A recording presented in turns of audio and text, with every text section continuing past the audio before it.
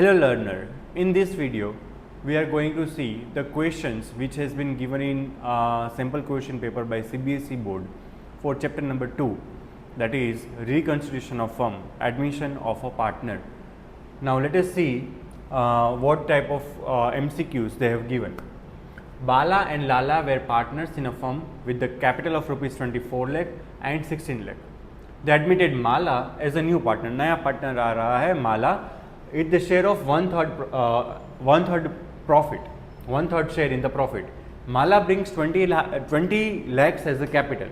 There was investment and investment fluctuation fund reserve appearing in the books of account 2,50,000 and 50,000 respectively.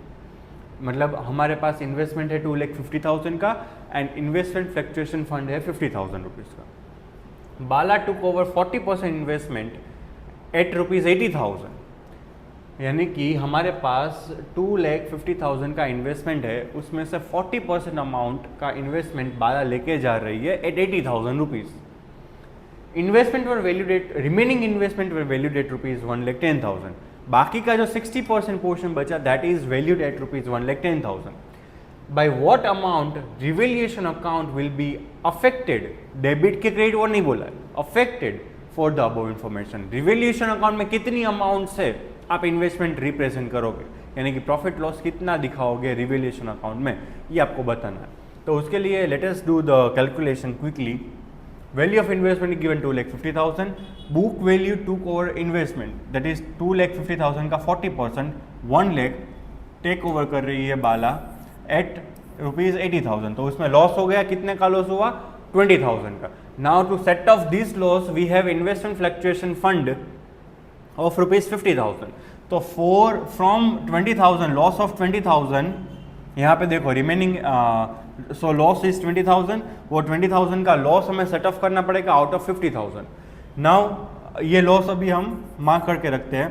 Then after we are suppose to find out the remaining investment value that is 2,50,000 में से 1 लाख जाएंगे तो आएगा 1,50,000, जो हम market में उसकी value है 1,10,000. तो इसमें भी हमें कितने का लॉस हुआ 40,000 का लॉस हुआ. तो यहाँ पे भी हम मार्क कर देंगे 40,000. टोटल लॉस कितना हुआ 20,000 एंड 40,000, टोटल लॉस हुआ 60,000, सॉरी टोटल लॉस हो गया हमारा 60,000 का. लेकिन हमारे पास इन्वेस्टमेंट फ्लक्चुएशन फंड कितना था 50,000 का ही था. तो 60,000 का लॉस उसके सामने सेट नहीं होगा. 10,000 का लॉस फिर भी बचेगा, समझना ध्यान से. 60,000 का हमारा टोटल लॉस है, लेकिन हमारे पास रिजर्व पड़ा हुआ है 50,000 का. तो against the loss of 60,000 we can only set off 50,000 loss. Remaining 10,000 loss will be debited to the revaluation account. तो answer would be debit rupees 10,000. Revaluation account में डेबिट से रहेगा rupees 10,000 as a loss of investment. Second is given, Jay and Viru were partner in a partnership sharing profit and loss in the ratio of 5:3. The capital of them is 10 lakh and 8 lakh respectively. The firm was having a reserve, firm के पास reserve से 7 lakh rupees का and normal rate of return है 10%. Firm made an average profit of 2,30,000. average profit directly आपको दे दिया 2,30,000. After adjustment of loss of machinery book value 2 lakh by fire against which insurance claim of 150 was admitted. This is the crunch line given. यहाँ पे आपको समझना है कि हमारा एक लॉस था due to fire which is of rupees 2 lakh. उसके सामने हमने इंश्योरेंस लिया था 1,50,000. Value of goodwill as per capitalisation of super profit. Super profit के हिसाब से क्या वैल्यू होगी. So we need to recall the steps to find out the value of goodwill as per capitalisation of super profit method. First of all we need to find out the capital employed which is 10 lakh plus 8 lakh plus 7 lakh. क्यों, यहाँ पे देखो, यहाँ पे 10 lakh and 8 lakh is the capital given and 10 lakh and 8 lakh capital is given and the reserve is also given 7 lakh. This is called competency based questions, right? यहाँ पे reserve भी add होगा because that is also a part of capital employed. Right, 10 lakh plus 8 lakh plus 7 lakh, total capital employed होगा 25 lakh. Normal rate of return है 10%, तो हमारा normal profit आएगा 2,50,000। Adjusted average profit find करना पड़ेगा बिकॉज, तो यहाँ पे ब्रैकेट में आपको दिया है after the adjustment of loss of machine of book value having 2 lakh by fire against which we have insurance policy of rupees 1,50,000। अभी 2 लाख की मशीनरी आपकी लॉस बाय फायर हो गई थी, उसके सामने आपका 1,50,000 का इंश्योरेंस क्लेम था। अभी वो 1,50,000 को एडजस्ट हो जाएगा 2 लाख के लॉस के सामने, राइट। तो बाकी का जो 50,000 का लॉस बचा वो आपने कहाँ पे रिप्रेजेंट किया होगा, वो आपने रिप्रेजेंट किया होगा debit side of profit and loss account. That is our loss but it is called abnormal loss. while calculating the goodwill we need to ignore the abnormal loss। अभी आपको यहाँ पे एवरेज प्रॉफिट था आपके पास 2,30,000, तो आपने जो लॉस ऑलरेडी माइनस कर दिया है वो आपको यहाँ पे एड बैक करना पड़ेगा 2,30,000 प्लस 50,000, तो आपका एडजस्टेड एवरेज प्रॉफिट आएगा 2,80,000। नाउ दिस 2,80,000 में से अगर आप नॉर्मल अगर आप आपको बोला गया है कैपिटलाइजेशन सुपर प्रॉफिट मेथड, तो first of all we need to find out super profit. 2,80,000 में से आप नॉर्मल प्रॉफिट माइनस करोगे दैट इज 2,50,000, तो आएगा 30,000। अभी ये 30,000 को डिवाइड करना है by normal rate of return that is 10%, so it's come to 3 lakh. तो value of goodwill will be rupees 3 lakh. अगर आप यहाँ पे 2,30,000 का ही प्रॉफिट लोगे तो आपका माइनस में आंसर आएगा, एंड उसका भी यहाँ पे आंसर दिया हुआ है नील। यहाँ पे गलती हो सकती है, be careful. Next MCQ is given, Arun and Barun were partners sharing profit and loss in the ratio of 3:2. Arun and Barun, there are two partners. They admitted Charan into the partnership with the 20% share। कभी बच्चे घबरा जाते हैं, यार ये percentage में क्यों दिया है, रेशियो जो होता है प्रॉफिट शेयर होता है वो तो फ्रैक्शन में होता है, राइट, बट यहाँ पे 20% दिया, तो हम 20% के हिसाब से कैलकुलेशन करेंगे। बहुत इजी है, ध्यान से समझना। Charan was to bring a propose net capital. ध्यान से ये वर्ड को याद रखो, प्रपोज नेट कैपिटल का मतलब क्या होता है।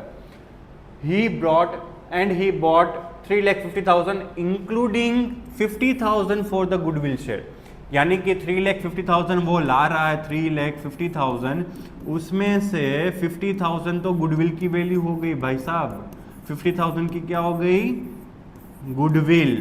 तो बाकी का जो 3 लाख बचा है that is propose net capital. Propose net capital हो गया। तो वो प्रपोज नेट कैपिटल जो है उसके बेसिस पे हमें क्या करना है देखना। If the adjusted capital of the Arun after revaluation and gain or adjustment, after all the adjustment of revaluation account and accumulated profit and losses, Arun is having 8,40,000। Arun की कैपिटल कितनी है, 8,40,000। Then what was the Barun's capital after the revaluation effect and accumulated profit and loss? यानी कि Arun, Varun and चरण ये 3 partner दिए। अरुण की capital after all the adjustment of goodwill, accumulated profit, reserves, वो सब के बाद उसकी कैपिटल है 8,40,000। एंड चरण की कैपिटल दी है आपको 3 लाख रुपीज। आपको फाइंड करना है वरुण की कैपिटल। तो कैसे फाइंड करेंगे, देखो suppose the total share of the firm is 1 and capital of Charan is 3 lakh. कैसे 3 lakh, 350 minus 350,000 and the share of profit is 20%। So at 20% capital is 3 lakh, then at 100% what is the capital. यहाँ पे हम cross multiplication से find करेंगे कि 3 lakh multiply by 100, यहाँ पे 100 हमने एज्यूम किया था total capital of the firm, तो 3 lakh multiply by 100 divide by 20 it comes to 15 lakh. 15 lakh will be the total capital of the firm. अभी 15 लाख में से ये दोनों आप माइनस कर दोगे, आपको वरुण की कैपिटल मिल जाएगी। 15 lakh minus 3 lakh minus 8,40,000 it's comes to 3,60,000। So the capital of Varun is 3,60,000। सो ऐसे क्वेश्चंस आते हैं जिसको बोलते हैं हम competency based questions. Next MCQ is given, Raghav and Sahil were partners sharing profit and loss in the ratio of 5:3. the capital balance were 7,20,000 and 2,80,000 respectively. There were balance of general reserve का भी balance दिया है 5 lakh rupees and deferred revenue expenditure of rupees 4 lakh in the books of firm. They admitted Ojaswa into partnership for 20% share, for which he brings 4 lakh as a capital and determine the value of goodwill of Ojaswa. अभी capital employed is given, कितना दिया है 7,20,000 plus 2,80,000 plus 5 lakh minus 4 lakh. Minus 4 lakh क्यों किया यहाँ पे? It is the accumulated losses that is called deferred revenue expenditure 4 lakh rupees. तो 720 plus 280 plus 5 lakh, ये 280 ये दो कैपिटल हो गई प्लस 5 लाख का रिजर्व दिया हुआ है वो प्लस करना पड़ेगा and minus deferred revenue expenditure, तो आएगा total capital employed 15 lakh rupees. Now from this 15 lakh is the total capital employed. Now according to the new partner का शेयर है 20%, so 20% पे वो ला रहा है 4 लाख की कैपिटल, तो 100% पे कितनी कैपिटल होनी चाहिए न्यू फर्म की? This is called proportionate capital. This is called proportionate capital. तो 100 into 4 lakh divide by 20 it comes to 20 lakh rupees. अभी होनी चाहिए 20 लाख, लेकिन हम प्रॉफिट कर रहे हैं 15 लाख में से भी हम प्रॉफिट कर रहे हैं, राइट? तो 20 lakh minus 15 lakh it comes to 5 lakh. This concept is called hidden goodwill. Hidden goodwill 5 lakh. 5 lakh is the hidden goodwill and Ojaswa share में यहाँ पे देखो 5 lakh भी पहला ही ऑप्शन दिया है.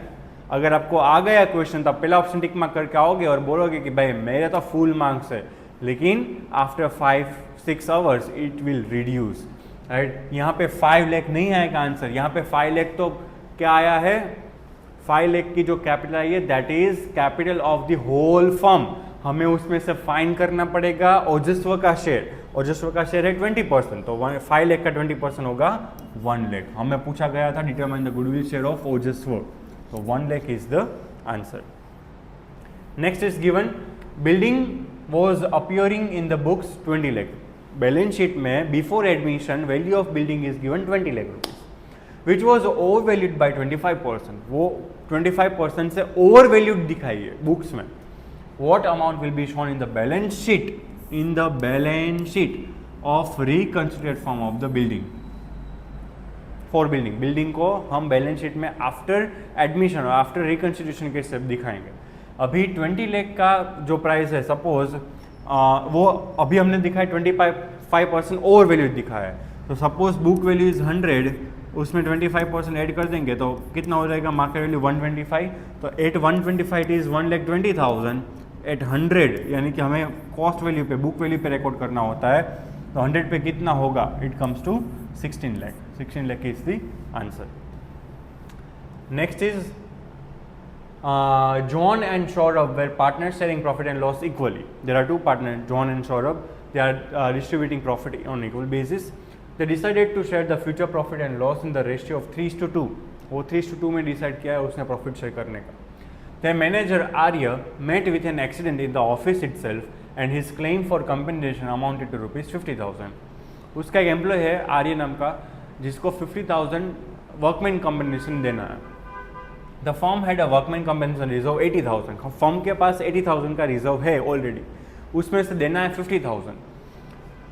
विच of the following statement holds true for the time of reconstruction? अभी देखते हैं एक एक statement. 50,000 will be provided as a workman claim out of workman compensation reserve and balance of rupees 30,000 will be distributed among partners in old ratio. Because हमारे पास 80,000 का form के पास 80,000 का workman compensation fund है. 80,000 का 80,000 में से हमें देना कितना है? 50,000 का. वो लायबिलिटी में चला गया, पे कर देंगे. बचा कितना रिजर्व में? 30,000. Now this 30,000 will be distributed between the old partner in their old profit sharing ratio. ये पहले ऑप्शन पढ़ने से पहले ही आपको सोच लेना है दिमाग में.